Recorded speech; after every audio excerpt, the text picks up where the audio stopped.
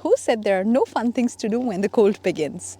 Beginning of autumn, and we are amongst these beautiful sceneries of apple farms. First things first. In our last session, we learned about the various social security benefits for the nurses in Germany and the nature of work as a nurse in acute and long-term care.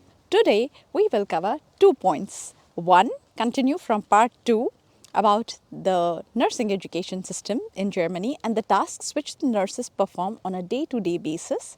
And 2, give you the answer to the question which I had asked in part 3.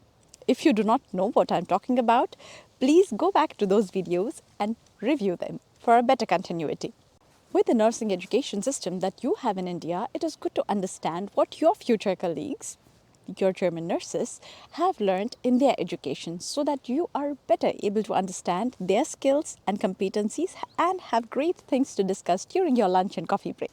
Nursing course in Germany was purely vocational, meaning more hands-on and practical. Even today, it is predominantly the form. Unlike in India, where there are generalistic nursing and curriculum is all-rounded, suitable for all ages, here in vocational form of studies, it is segregated to suit different age groups. Example, there was a distinction between vocational course, especially for pediatric nurses, which was Kinderpflege, and for geriatric nurses, Altenpflege, and nurse who were involved in the taking care of patients of all age groups, Krankenpflege. If you are here for the first time, Bridge now specializes in recruitment, integration and retention. We post content about nursing in Germany, living in Germany and the Indo-German culture. And if you are a nurse watching this and are interested in opportunities in Germany, get in touch with us. Starting 2020, there have been changes made to the curriculum and a uniform professional qualification with the title nurse has been introduced. This term is called as Pflegefachmann für men, Pflegefachfrau für women, and simply Pflegefachkraft for all of them as a professional nurse.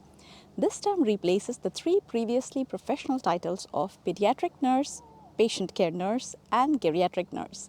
At around the same time, the curriculum to acquire a bachelor's degree as nurse was also introduced.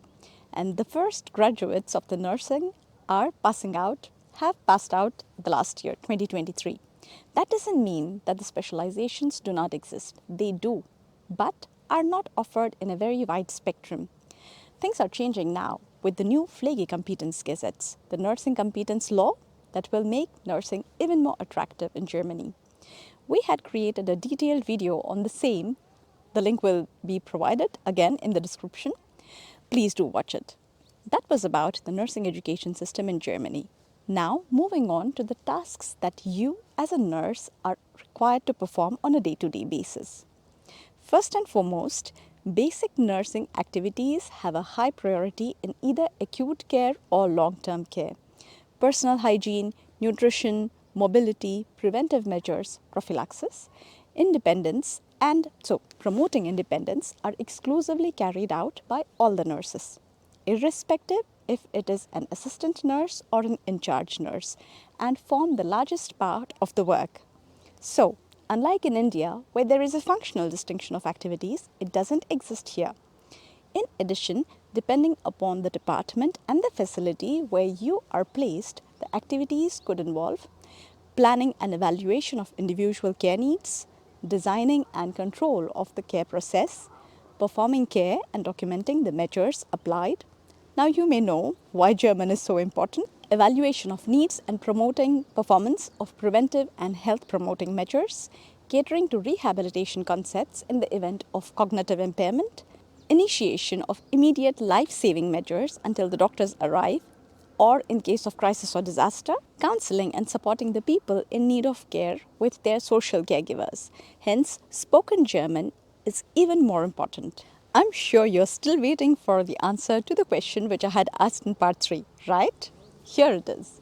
The 2 important insurance other than the mandatory ones mentioned in part 3 are, first, the liability insurance, Haftpflichtversicherung, the most important insurance after your health insurance. It covers damages and injuries to other people. For example, if your bathroom sink is leaking and it causes damage to the ceiling of the apartment beneath you, the cost of repairs could be very, very high. But your liability insurance pays for it. Second, the legal insurance. Rechtsschutzversicherung, an insurance for legal costs. If you need a lawyer, the legal insurance pays for you. Situations can arise where if your landlord or your employer takes advantage of you, you must decide between either fighting the case or giving up. I would suggest the earlier one. And in such cases, the legal costs can go up as high as thousands of euros. And that's why it's advisable to have your legal insurance as well. If you have any further questions, do write to us in the comment section and we will get back to you with the answers. Until then, practice your German.